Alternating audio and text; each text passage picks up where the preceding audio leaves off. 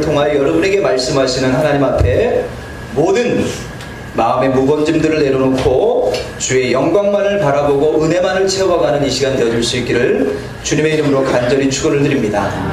오늘 본문의 말씀을 의지하여서 함께 전할 말씀의 제목은 그리스도인의 삶입니다.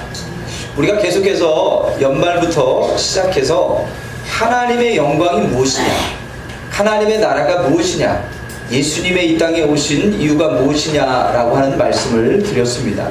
예수님이 이 땅에 오신 이유는 무엇이라고요? 하나님의 영광을 위하여. 땅에는 하나님과의 단절된 관계로 말미암아 깨어져 버린 평안을 주시기 위하여, 그리고 사람에게는 무엇을 주시기 위해서요? 기쁨, 세상이 줄 수 없는 기쁨을 주시기 위하여 이 땅에 오셨는 줄 믿습니다. 그러면 우리도 예수님이 오신 목적 그대로 예수가족교회도, 예수가족교회 모든 지체들도 하나님의 영광을 위하여 살아야 될 줄 믿습니다. 또한 이 땅에 평화를 전하는 축복의 통로가 되어야 될 줄 믿습니다. 함께하는 사람들에게 기쁨이 돼야 한다라고 하는 것이죠. 그 기준을 세워주신 분, 그 나라를 보여주신 분이 바로 예수 그리스도이신 줄 믿습니다. 그러면서 그리스도인이 무엇입니까? 예수님을 닮아가는 사람들, 예수님처럼 살아가야 하는 사람들의 삶의 기준을 주님이 우리에게 보여주셨다라고 하는 것이죠. 여러분, 삶의 기준이, 그리스도인의 삶의 기준이 무엇이 되어야 합니까? 말씀이 되어야 합니다. 그런데 알고는 있는데, 지식적으로 우리가 받아들이기는 하는데, 삶 속에 정작 기준이 되어야 하는 말씀보다는 내 생각, 내 판단, 내 경험이 앞설 때가 정말 많더라고 하는 것이죠. 그것은 하나님의 말씀을 구체적으로 받는 것이 아니라 추상적으로 받아왔던 우리의 믿음의 연약함 때문이라고 하는 것입니다. 성경은 아주 구체적으로 그리고 분명하게 명령하고 계십니다. 특별히 오늘 본문 말씀은 그것을 우리에게 아주 선명하게 보여주고 계시는데, 그 기준이 무엇인지를 살펴보면서 함께 은혜를 나눌 뿐만 아니라 그런 삶을 살아갈 수 있는 저와 여러분 모두가 되어줄 수 있기를 주님의 이름으로 간절히 축원드립니다. 축원드립니다. 여러분 따라해 보시겠어요? 첫 번째 그 기준이 무엇이냐라고 하는 거죠. 따라하시기 바랍니다. 그리스도인의 삶은 나와 지체에게 신앙의 유익이 되어야 합니다. 할렐루야. 할렐루야. 내가 행동하는 모든 것이, 내가 살아가는 모든 여정이 나와 나 자신과 그리고 타인의 신앙의 유익이 되는 것이 바로 그리스도인의 삶이라고 하는 겁니다. 그것을 위해 본문은요, 감사와 기쁨이라고 하는 것, 또 하나는 양심이라고 하는 것을 말씀하고 계십니다. 감사가 뭡니까? 여러분이 신앙생활을 하고 있는데, 그리스도인으로서 살아가고 있는데, 그 하는 모든 중심에 뭐가 빠져버리면, 감사와 은혜가 빠져 있으면 그것은 자신의 신앙에도 유익이 되지 않고 다른 사람에게도 유익이 되지 않는다라고 하는 겁니다. 사랑하는 성도 여러분, 우리가 살펴봤던 요나서 2장 9절 10절의 내용이 무엇이었습니까? 은혜를 망각한 헛된 것들을 숭배하는 자와 같이 되지 않고 내가 감사하는 마음으로 주께 서운한 모든 것들을 갚겠나이다 라고 고백했던 요나의 고백처럼, 여러분의 삶에, 여러분의 신앙생활에, 여러분의 봉사에, 여러분의 헌신에, 여러분의 예배에 무엇이 빠져 있으면, 감사가 빠져 있으면, 은혜가 빠져 있으면, 내가 예배를 하는데 감사가 없어요. 내가 헌신을 하는데 감사가 빠졌어요. 내가 헌금은 드리는데 그 헌금 위에 은혜의 이 모든 것이 하나님의 은혜입니다라고 하는 신앙의 고백은 빠져 있어요. 그러면 그 하는 모든 것들이 자신에게 유익이 되지 않을 뿐만 아니라 그 모습 때문에 누구에게조차 신앙에 유익이 되지 않아요? 가장 가까운 사람에게. 목사가 하나님 앞에 감사도 없고 은혜도 잃어버린 삶을 살고 있다면 함께하는 성도들에게 그 영향력이 그대로 미칠 수밖에 없다라고 하는 거죠. 아버지가, 어머니가 신앙생활을 하는데 그리스도인으로서의 삶을 살고 직분을 가지고 살아가고 있는데 감사를 모르고 은혜를 모르고 자기 방법대로 자기 생각대로 신앙생활을 하고 있다고 한다면 자기에게는 물론이거니와 사랑하는 이에게 가장 가까운 이에게도 결단코 신앙의 유익이 될 수 없다라고 말하는 겁니다. 그래서 오늘 본문의 말씀은 뭘 강조하고 계십니까? 너를 위한 신앙생활을 하지 말고 누구를 위한 신앙생활이요? 남이라고 하지만 가까운 지체를 위해서. 여러분, 저쪽 청원시에 살고 있는 김모 씨가요, 저한테 영향받지 않아요. 그렇잖아요. 죄송한 말씀이지만 은혜와 진리교회가 아주 가깝거든요. 저희 교회에서. 거기 있는 김 권사님이 있겠죠. 몰라요, 김 권사님. 그런데 적어도 김 권사님이 있을 거 아니에요. 그런데 그분이 저한테요, 제가 아무리 막살라도 저한테 아무런 영향을 받지 않아요.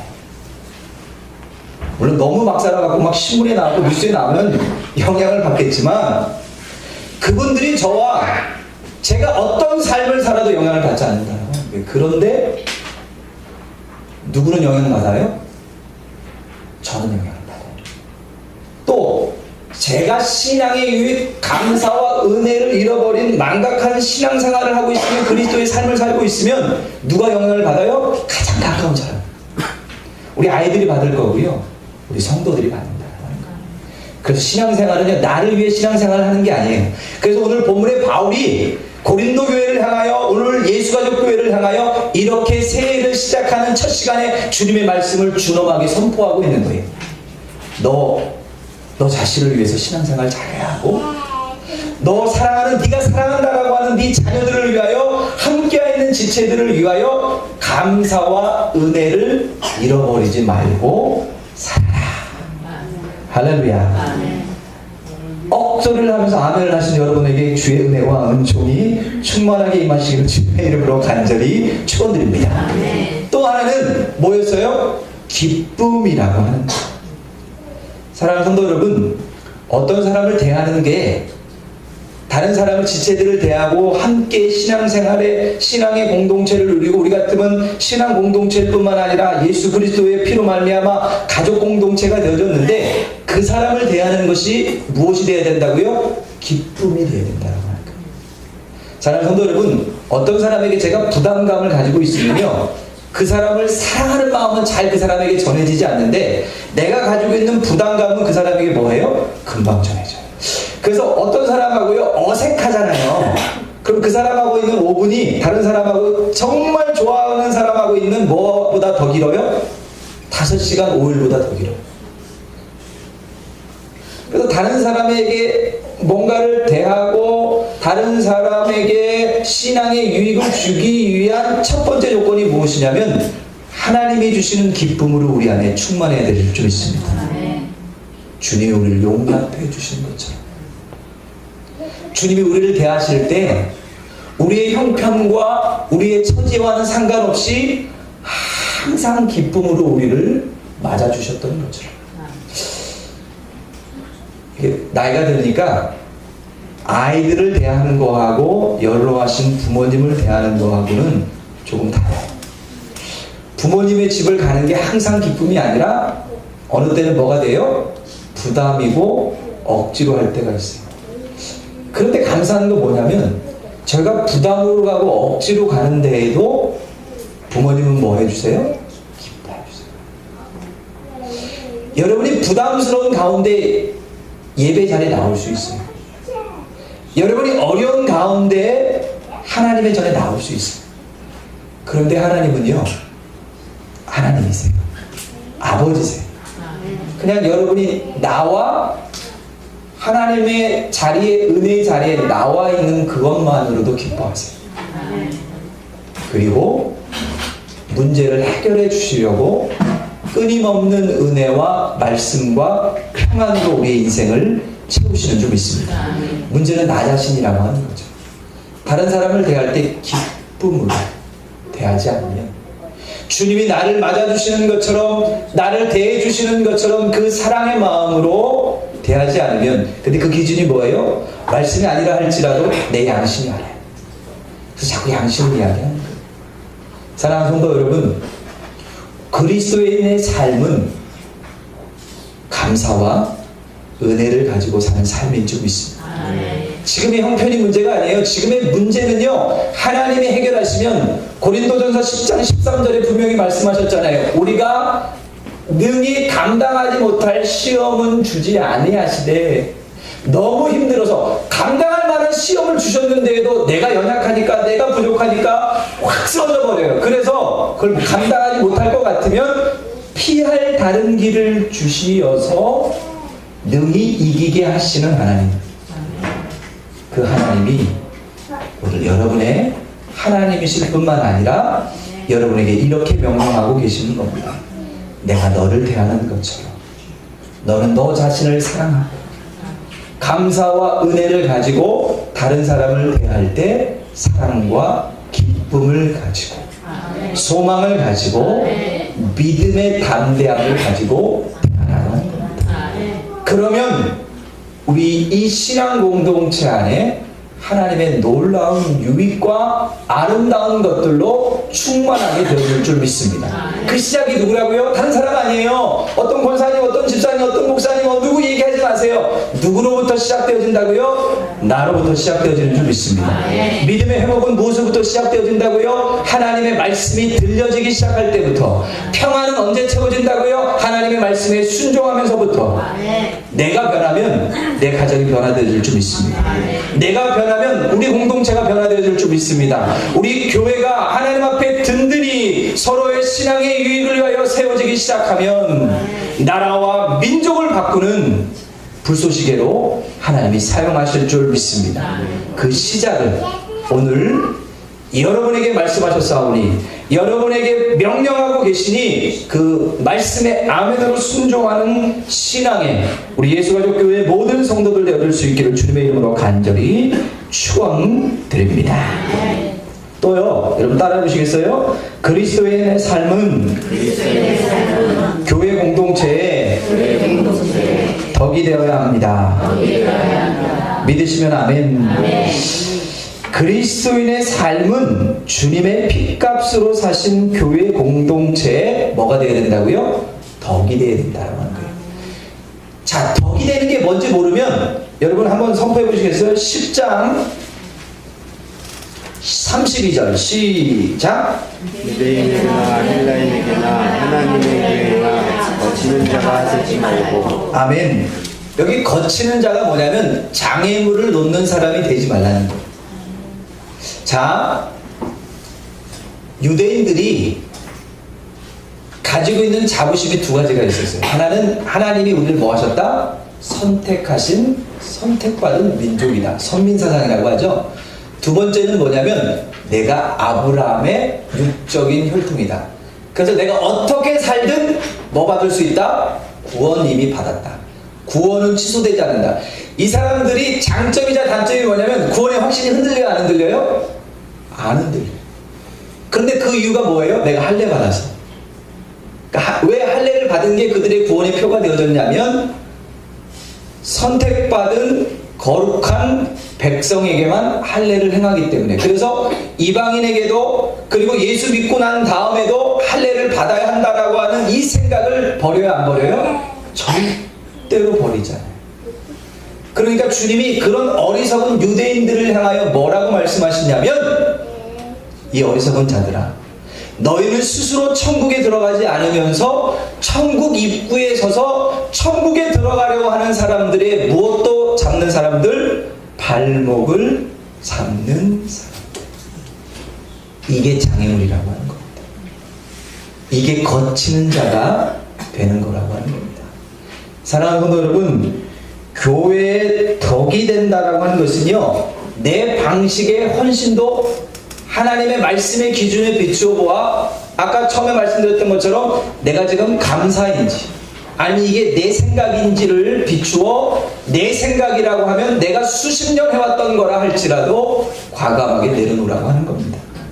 내 기도 생활도 내 봉사도 나만의 방식에, 그래서 내가 이것을 힘을 얻고 나아갈 수 있는 것이 나만의 특징이라 할지라도 개성이라 할지라도 그것이 교회의 덕이 되지 않고 거치는 것이 된다라고 한다면 뭐 할 수 있어야 한다고요? 내려놓을 수 있어야 한다라고 하는 겁니다. 사랑하는 성도 여러분, 유대인들만의 문제가 아니라고 하는 것이죠.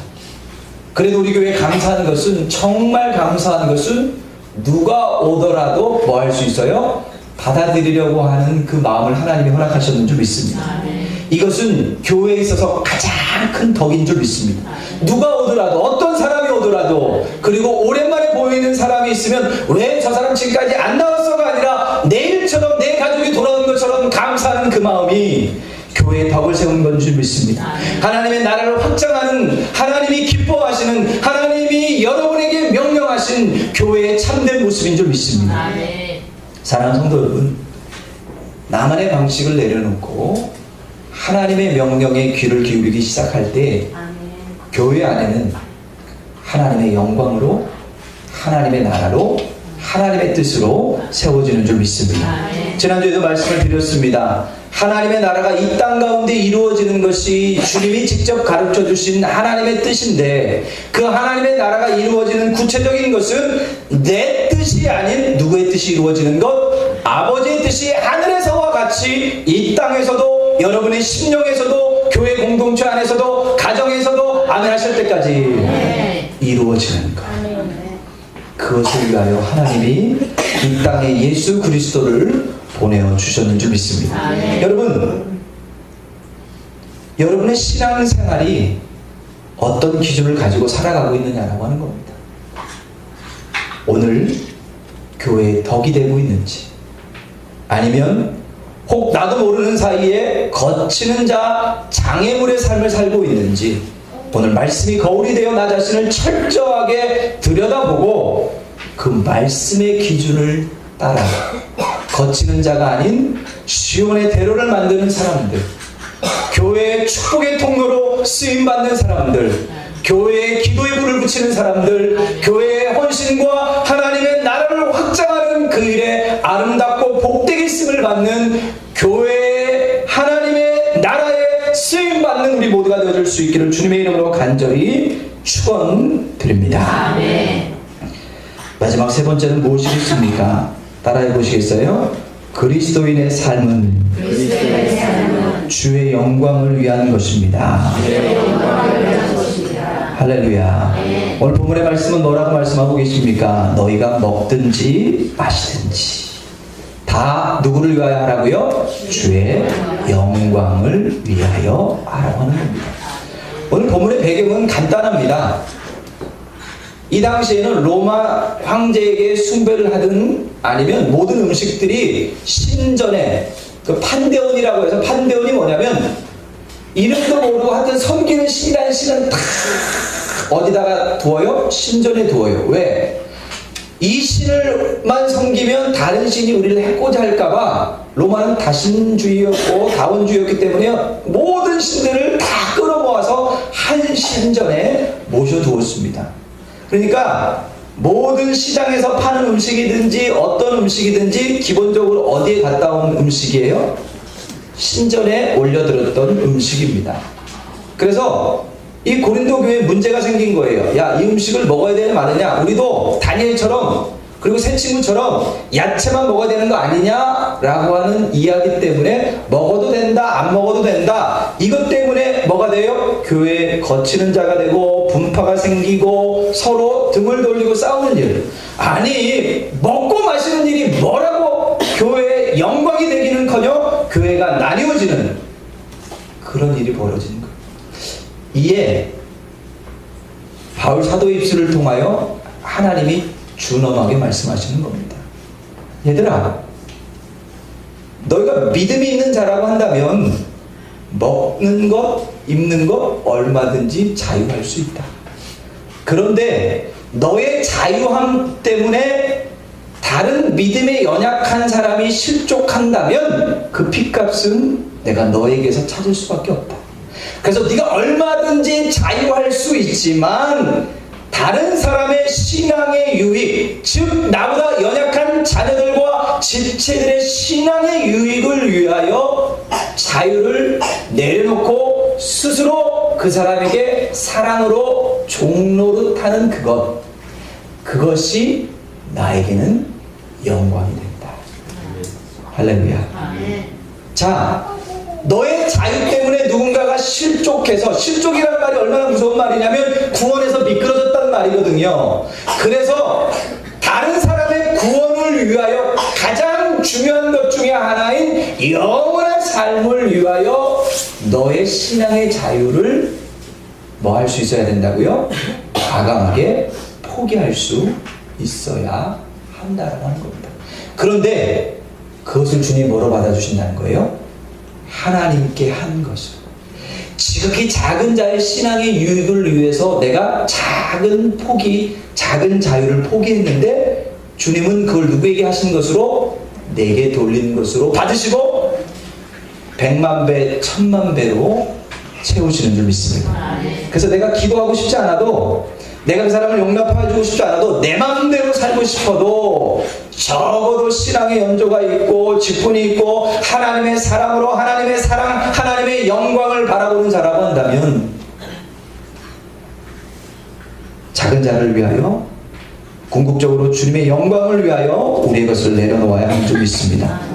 오늘 본문은 그것을 무엇이라고 이야기하고 있냐면요, 33절 한번 같이 선포해 보도록 하겠습니다. 33절입니다. 시작. 나와 같이 모든 일에 모든 사람을 기쁘게 하여 자신의 유익을 구하지 아니하고 많은 사람의 유익을 구하여 그들로 구원을 받게 하라. 할렐루야. 결국 많은 사람을 기쁘게 하는 일, 많은 사람의 신앙의 유익을 위하여 나의 자유를 포기하는 일, 그것이 자신에게도 유익이 되어지고 지체에게도 유익이 되어지고 더 나아가서는 교회 공동체에 덕이 세워지는 일뿐만 아니라 하나님께는 영광이 되어지는 줄 믿습니다. 왜? 죽었던 영혼이 나를 통하여 예수님을 만나게 되어지고 주님의 나라의 백성이 되어지고 구원받는 일이 이 일로부터 시작되어지기 때문입니다. 우리의 입술로 증거하는 하나님의 나라로는 아무 영향력이 없다는 거예요. 결론은 무엇입니까? 여러분, 본문 11장 1절은 바로 이 결론을 우리에게 말씀하고 있는 겁니다.